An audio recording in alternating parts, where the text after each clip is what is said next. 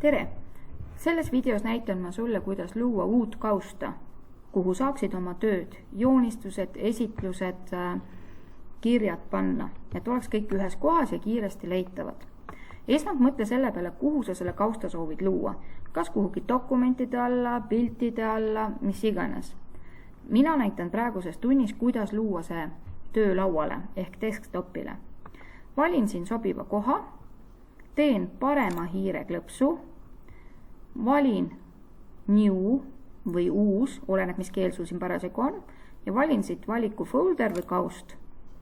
Nüüd on mul see kaust olemas, aga sa näed siin see new folder, uus kaust on sinine, ehk ta soovitab, pane uus nimi. Siia kausta hakkan ma koguma õpetaja Kairi töid ja ma panengi pealkirjaks õpetaja Kairi. Nüüd on minu kaust valmis. Kui mul ei meeldi, et on keset ekraani, siis ma võin ta liigutada, lohistada täpselt sinna, kus parasjagu meeldib. Uus kaust on hea sellepärast, et siit sa saad kiirelt oma tööid leida. Näiteks vahepeal ma jõudsin juba ühe töö teha, selle salvestada ja kui mul on teda uuesti avada vaja, lähen oma kausta, klõpsutan selle peal ja on näha, et minu kaustas on üks töö. Rakvere 2020, üks kirjatöö, siit on näha, et on Wordi dokument.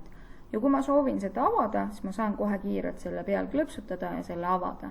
Täna ma seda tööd praegu jätkata ei soovi. Proovi nüüd ise ka luua enda nimeline kaust.